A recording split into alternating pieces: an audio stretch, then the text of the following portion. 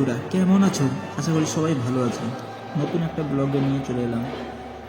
আজকে গাজন উৎসবে আজকে প্রথম দিন। তো ভিডিওটা শেষ পর্যন্ত সবাই ওয়াচ করো।